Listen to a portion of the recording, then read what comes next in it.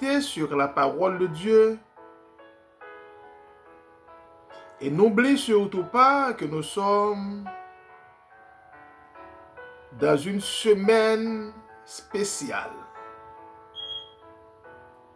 La semaine sainte ou la semaine pascale. On a eu l'occasion hier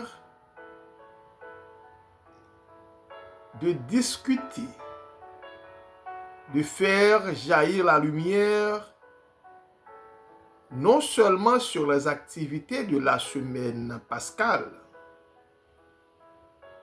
mais également on a eu l'opportunité de faire la lumière, la différence entre Pâques juive et Pâques chrétienne.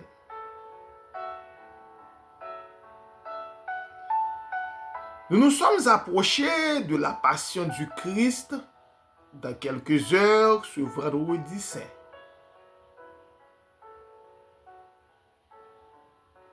En pile l'église pral passer film sur la passion du Christ, comme nous à l'église évangélique Bethléem de Trujillo.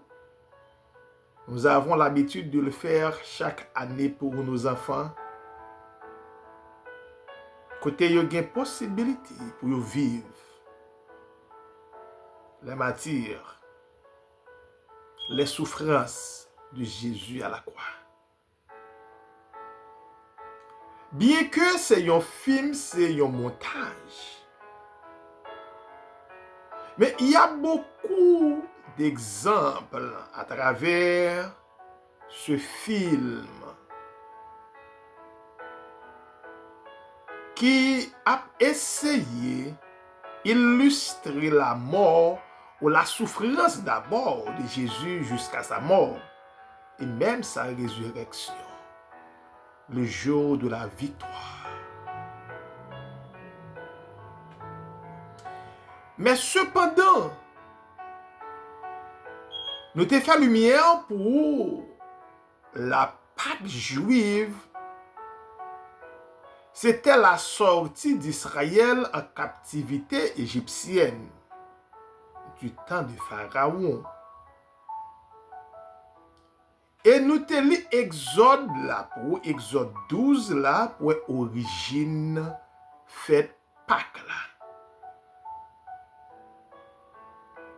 Comme Jésus était né sous la loi, yes, bien que lui apporte la grâce. Jésus te respecté la loi. Il dit, je ne suis pas venu pour abolir, mais pour accomplir. D'ailleurs, il faut bien comprendre que l'ancienne alliance a été remplacée par la nouvelle alliance. Et Jérémie l'avait annoncé. Jérémie chapitre 31. Maintenant, puisque nous nous sommes approchés de la croix ou encore de la mort de Jésus, même Jean t'a fait lumière pour sortir dimanche des rameaux, lundi saint, mardi, mercredi et nous arrivons jeudi. Jeudi, Jésus t'a rencontré avec Monsieur Yo dans le jardin Gethsémani. Et c'est là qu'il t'a fait lavement des pieds, un signe d'amour et d'humilité que nous t'ai vraiment expliqué hier soir. Que moi, le pasteur du Vernet Olnick, je n'ai aucun problème à ceux qui lavent les pieds. Bien qu'il y a beaucoup d'hypocrisie.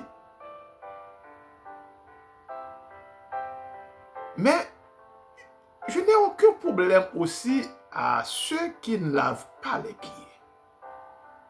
Car les disciples ne l'avait pas fait. La Bible pas dit que yo péché non plus. Il y a tellement de choses importantes sur la Bible que nous devons discuter. Certaines fois, nous passons du temps dans futilité de bagailles qui ne peuvent mener nulle part. Et nous venons susciter une guerre de religion qui ne peut mener nulle part. La religion ne peut mener nulle part. C'est la foi en Jésus qui a mené nous à la vie éternelle. Et pour arriver à la vie éternelle, il a fallu faire jaillir la lumière en ce qui a trait à la croix de Jésus. La croix de Jésus qui symbolisait victoire, la vie, la bénédiction, l'abondance, et j'en passe. Nous prenons à Soya 7 mystères de la croix. Il y a beaucoup de mystères, mais nous nous sommes choisis 7 d'entre eux.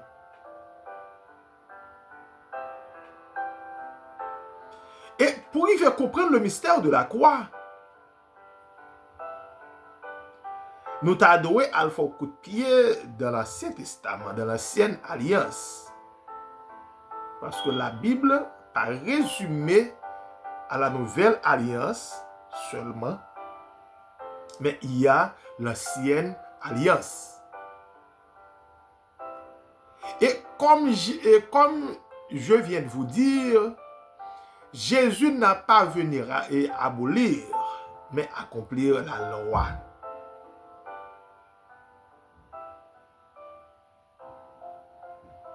Faut que nous allions dans l'Ancien Testament et pour arriver dans le Nouveau Testament, parce que l'Ancien Testament, c'était l'ombre des choses à venir. C'était l'ombre des choses à venir. Jésus, un jour, parlait à un homme appelé Nicodème. Selon Jean, chapitre 3, le verset 14 et verset 15. Mais Jésus parlait à Nicodème, puisque Jean, c'est dans le Nouveau Testament, dans la Nouvelle Alliance. Mais Jésus même fait un retour dans l'Ancienne Alliance, dans l'Ancien Testament, pour te expliquer Nicodème ce qu'il a voulu faire savoir. Mais qui ça Jésus dit Nicodème dans Jean 3? Et comme Moïse éleva le serpent dans le désert, il faut de même que le Fils de l'homme soit élevé, afin que quiconque croit en lui ait la vie éternelle. Mais pourquoi Jésus retournait dans l'Ancienne Alliance? Parce qu'on commence à parler de Jésus ou la généalogie même de Jésus dans le livre de Matthieu, chapitre 1er, jusqu'à chapitre 2.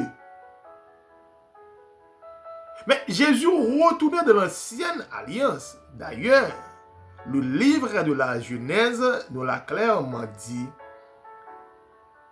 faisons l'homme à notre image, selon notre ressemblance. Et Jésus même dit avec monsieur, avant Abraham était là, moi-même j'étais là. Puis grand passé Abraham. Ah!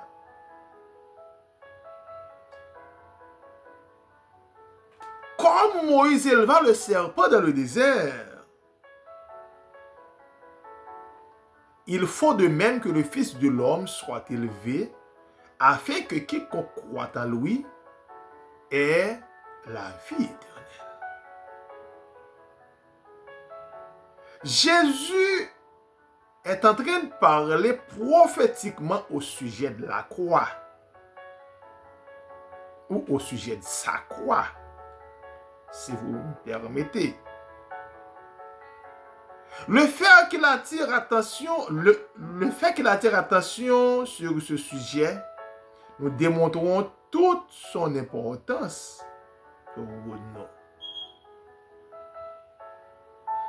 Le récit de cet événement avec Moïse se trouve dans Nombre, chapitre 21, verset 7 et jusqu'au verset 9. Versets 7, 8 et 9. Il faut bien se rappeler que le peuple Israël était levé contre Moïse, le serviteur de Dieu, et aussi contre Dieu, selon Nombre 21. Pendant qu'ils ont levé contre bon Dieu et ont levé contre Moïse, le serviteur de Dieu. Alors que l'Éternel pas toléré mon lever contre lui. Il pas toléré des autres. L'Éternel était voyé de petits couleuvres, de petits serpents pour piquer le peuple là. Et chaque monde couleuvre l'a piqué, il mourit. Ce que Louis II relait le serpent venimeux. Un serpent empoisonné. Verset 4 et verset 6. N'oubliez pas toujours. N'oubliez pas surtout. Et n'oublie jamais que le péché appelle toujours un jugement. Et la Bible le déclare. Paul nous l'a dit dans Romains, chapitre 6, verset 23. Verset en pile nous connaît. Le salaire du péché, c'est la mort. Mais le don gratuit de Dieu, c'est la vie éternelle en Jésus-Christ.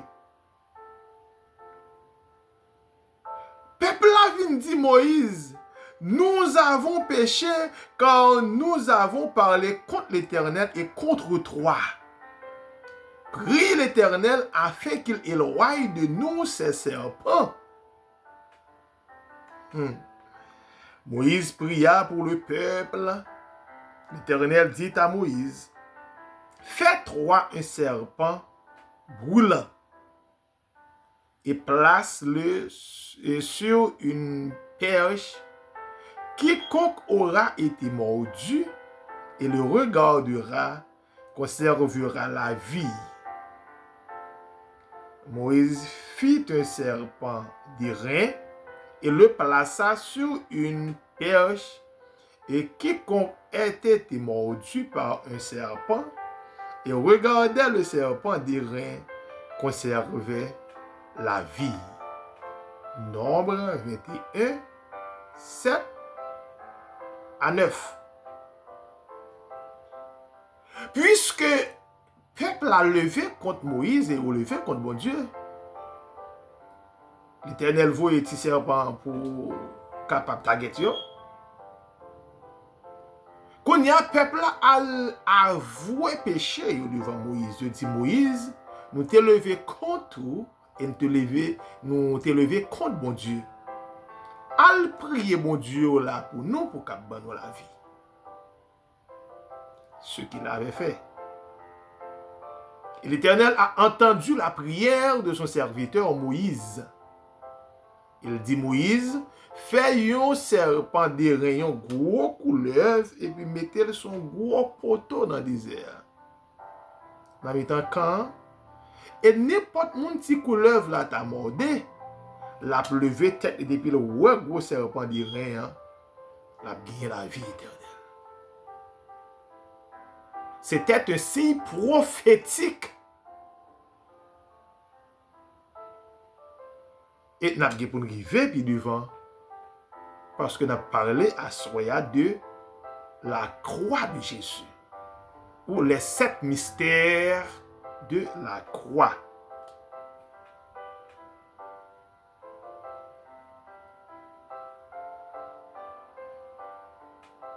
Bien-aimés frères et sœurs, ce moyen pour éviter la mort semble être irrationnel, mais c'est le moyen de Dieu. C'est le moyen de Dieu. D'ailleurs, Isaïe dit, mes pensées ne sont pas vos pensées, mes voix ne sont pas vos voix. Mais autant les cieux sont élevés au-dessus de la terre, autant que mes pensées sont élevées au-dessus de vos pensées. Si par la foi nous regardons la croix, alors nous aurons la vie sauve. Nous aussi, c'est là que se joue tout mystère de l'histoire de la création.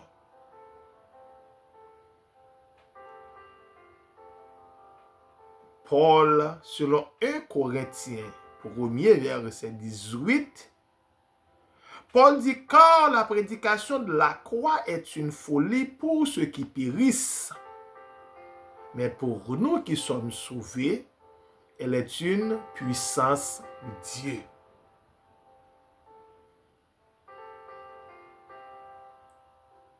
La croix donne de la puissante victoire sur le péché.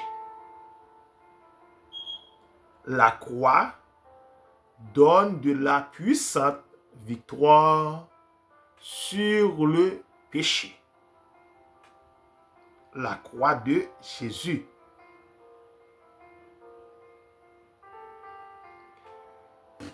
Nous pourrons parler de la croix de Christ. Lorsque Christ fut élevé sur le mont Golgotha, une croix qui est devenue le symbole puissant de la victoire de Dieu sur le péché.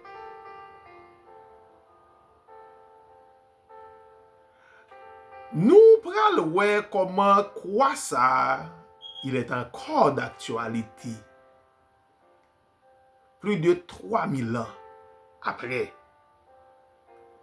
Et qui secret qui gagne dans croix ça? Chers amis, la croix de Christ est bien plus que 2 morceaux de bois assemblés.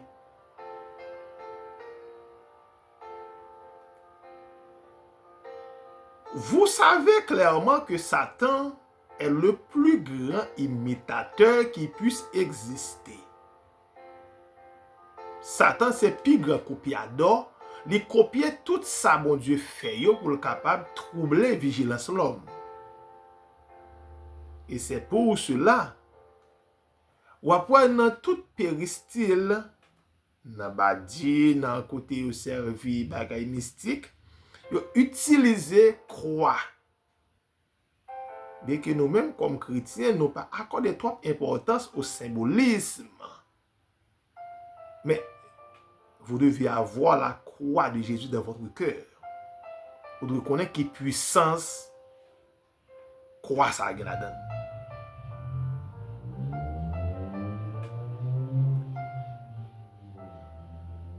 Nous avons tous une idée de la croix, bonne ou mauvaise. Utiliser dans péristyle, dans carrefour, devant baron. Nous connaissons qui pouvoir croire là-dedans. Mais cependant, cette croix aussi renferme votre avenir, votre vie, votre futur. Sur cette croix a été immolé, cloué, le Fils de Dieu, notre Jésus-Christ, notre frère Jésus, notre Sauveur et Seigneur. Jésus, nom Nazareth là, et pour être capable de relâcher l'énorme puissance de Dieu pour chacun de nous ici sur la terre. Si vous comprenez bien l'origine de la croix dans l'Ancien Testament ou dans l'Ancienne Alliance, parce que la Bible reconnaît deux alliances, l'Ancienne Alliance et la Nouvelle Alliance. Pour la question de testament, ce sont des concepts théologiques inventés par l'homme. Mais la Bible reconnaît la Nouvelle Alliance et l'Ancienne Alliance. Passons maintenant la Nouvelle Alliance par son sang.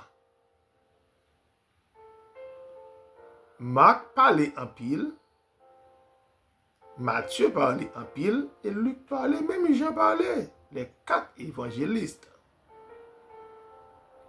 Mais nous parlons maintenant dans Luc 22, verset 19 et verset 20.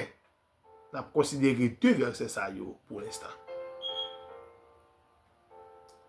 Mais qui ça, Jésus dit? Ensuite, il prit du pain et après avoir rendu grâce, il le rompit et le leur donna en disant, ceci est mon corps qui est donné pour vous. Faites ceci en mémoire de moi. Il prit de même la coupe. Après le souper, il la leur donna en disant, cette coupe est la nouvelle alliance en mon sang qui est répandue pour vous. Cette coupe est la nouvelle alliance en mon sang qui est répandue pour vous. Jésus inaugurait la nouvelle alliance. On faut coup de pied dans Hébreux 9, 14 et 15. Parce que s'il dit, ceci est mon corps qui est donné pour vous. Hébreux 9, 14, 15 en dit, combien plus le sang de Christ qui, par un esprit éternel, s'est offert lui-même, son corps. Ok, ceci est mon corps. Luc dit ça. Dans Hébreux dit, combien plus le sang de Christ qui, par un esprit éternel, s'est offert lui-même sans tâche à Dieu. Il s'est offert. Il est à la fois sacrifice et sacrificateur. Et c'est pour cela qu'il est le médiateur d'une nouvelle alliance. Jésus est le médiateur d'une nouvelle alliance. Afin que la mort étant intervenue pour le rachat des transgressions commises sous la première alliance. Ceux qui ont été appelés reçoivent l'héritage éternel qui leur a été promis. Je ne vais pas faire de commentaires parce que ces 2 passages sont vraiment clairs à ce sujet. Puisque notre sujet de ce vendredi saint, les 7 mystères de la croix. Les 7 étapes de la crucifixion nous ouvrent la porte à l'héritage éternel que nous obtenons non pas par les œuvres de la loi, mais par la puissance de la foi à cause du sang de Jésus qui s'est offert lui-même. Il était offert corps à cause du sang de Jésus par la foi et par le sang de la nouvelle alliance. Voyons ensemble les étapes de la crucifixion et ses conséquences pour nous aujourd'hui. Je me rappelle en 2020 ou 2021, Église évangélique Bethléem t'a fait activité, ça a été les 7 paroles de Jésus à la croix, qui est capable de joindre sur la chaîne YouTube là. Je invite à aller regarder les. Pas oublier, encourager vos amis à abonner avec la chaîne là, partager les pour l'autre monde capable de bénir. Quittez un commentaire pour dire comment vous appréciez le travail là.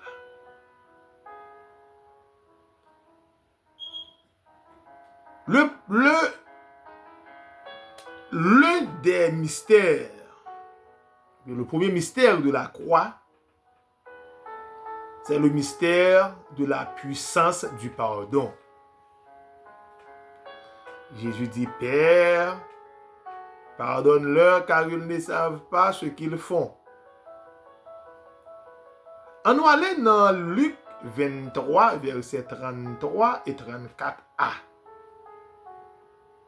Ce texte est une partie de l'écriture qui a pour sujet la crucifixion de Jésus, de notre Sauveur et Seigneur Jésus.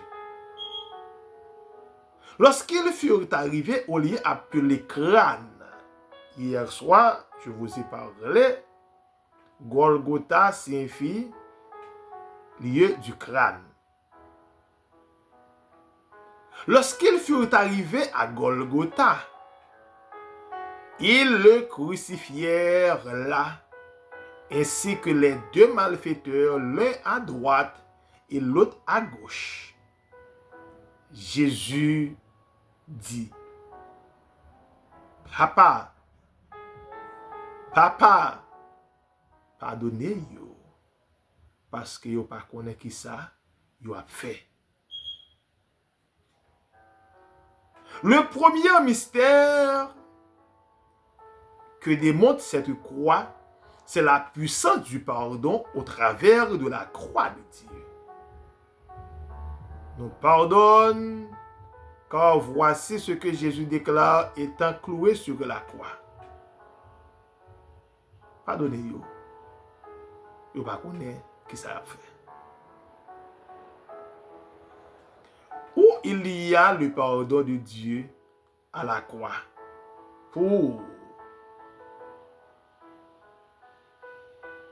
Il y a le pardon de Dieu à la croix pour le plus méchant voleur ou le plus cruel meurtrier. Est-ce qu'on connaît mais monsieur qui a fait bagaille mal à Haïti et dans le monde là, si yo reconnaît, yo accepte Jésus comme étant maître Seigneur, yo li ka fait grâce, la fait grâce. Parce que il y a le pardon pour le plus méchant, le méchant voleur, le cruel, le meurtrier. Il y a le pardon pour ce Pierre, le rétrograde qui a renié Jésus. Avant qu'on la chante, ou à Dieu pas qu'on aime 3 fois. Il y a aussi le pardon pour les disciples. Ah, disciples qui ont abandonné Jésus. Ils ont couru à la cachette, ils ont quitté la souffrance, dans l'amertume que lié. Il y a aussi pardon pour les disciples. Tu as pardon aussi pour malfaiteurs qui ont cloué sous quoi. Est-ce qu'on connaît